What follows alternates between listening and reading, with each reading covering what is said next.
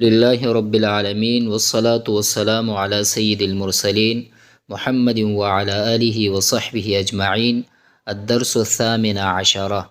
ګورې په تیر دروسي کې مونږه ثامنو یعنی پیشم ویلو دا یولس نوالی تر 19 پورې دغه چې دي مبني بر فتحه دي. احد عشره اثنان علاوه اثنین راځي نو دغه زی پورې نو دا کتابت غلطی کیدای شي. نو الدرس الثامن عشره نو زمونږ درس چې دی اتلسم نمبر دغه املا ده. املا نو مونږ به کوشش دغه کوو چې د دوی لیکل او دغه الفاظ صحیح طریقې سره مونږ زده کو. نو المفردات مفردات یعنی دا د مفرد جمع ده. نو دا به ټول مفرد یو لفظ دلته ذکر کی. کتبون ډیر کتابونه، ابواب ډیر دروازې، هؤلاء دا ټول نارینه یا زنانه دا مشترک د پاره راځي چې نږدې وي. او اولئک او دا هم مشترک دی نارینه زنانو دواړو د پاره راځي چې لري وي. غرفات او دا جمع ده د دروازو. او خزانات دا الماریانو ته ویل کیږي، دا جمع ده. شوارع دا د روډونه یعنی د روډ جمع ده. مجتهدونه مهنتی سړي. انتن تاسو ټول زنانه. سمینه یعنی موټی خزه. نحیفه نری خزه. متوسطه زنانه. ملعقه چمچ. قصیره لنډه. عطله چوټي.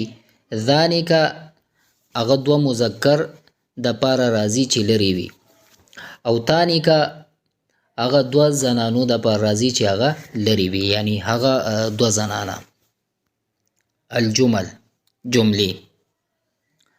هاتانی شجرتانی. هاتانی دا تسنیه ده. هذه واحد راځي نو هاتانی شجرتانی دا دوه ونی دي. هذانی قلمانی دا هذا واحد دی او هذانی تسنیه راځي نو هذانی قلمانی دغه دوه قلمونه دي. هذه اقلام او دغه ټول قلمونه دي ډیر قلمونه دي. هذه اقلام دا ډیر قلمونه دي. هذه ساعات او دغه غړېګانی دي. هذه ابواب المسجد او دا د مسجد دروازې دي. تلك غرفات الطلبه او هغه د طلباو کمرې دي. انتما طالبانی تاسو دواړه طالبان یې. ذانک ولدانی. ذانک هغه دوه هلکان دي. ذانک ولدانی هغه دوه هلکان دي. تانک طفلتانی هغه دواړه ماشومان دي. نحن مسلمون مونږ مسلمانان یو. اولئک رجال صالحون هغه نیک سړي دي. هؤلاء نساء صالحات. هؤلاء نساء صالحات دا نیک زنانه دي. اساتذه فی مکتب المدیر. اساتذه مدیر په دفتر کې دي. مدیر محتمم مکتبه دفتر. اساتذه استادان فی یعنی دنه دي. المعلمات بین الطالبات. معلمات طالبات منځ کې دي یعنی چې کوم استادان دي دغه د دې طلباو چې کم زنانې د دې په منځ کې دي. هذه کتب عربیه. هذه کتب عربیه دا د عربي کتابونه دي. هذه خزانات المکتبه او دا مکتبي الماریانی دي. هذا بیت متوسط او دا کور چې دی درمیانه دی. ذاک میدان واسع هغه فراخ میدان دی. تلك غرفة ضيقة هغه تنگ کمره ده. هذه بئر عمیقة دا جور کوه ده.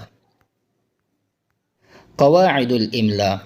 اول هؤلاء پڑھنے میں هؤلاء الف کے ساتھ پڑھا جاتا ہے لیکن لکھنے میں الف نہیں لکھا جاتا. گورئی هؤلاء پڑھنے میں هؤلاء الف کے ساتھ پڑھا جاتا ہے. ویل کیږي داسې خو لیکل کې داسې راځي. دویم اولئک پڑھنے میں اولئک الف کے ساتھ پڑھا جاتا ہے لیکن الف لکھا نہیں جاتا. نیز الف کے بعد واو لکھا جاتا ہے اور پڑھا نہیں جاتا. ګورئ لیکل کیږي داسې خو ویل کیږي داسې.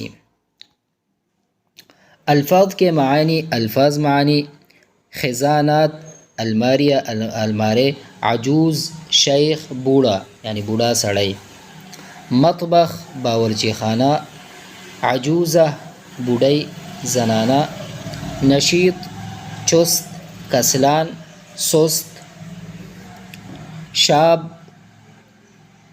جوان مرد سړی ځوان، المکتبه کتبخانه لایبریری، شابه جوان عورت ځوانه زنانه، صالحات نیک عورت نیک زنانه، بین بین چې دی درمیان مابین، عمیق گهرا جور، بئ کوه کوه تجاریه تجارت یعنی تجارتی کتبخانه، مستودع مخزن ګودام ته ویل کیږي. نو انشاءالله امید لرم په دې سبق باندې به پوه شئ. السلام علیکم ورحمة الله وبرکاته.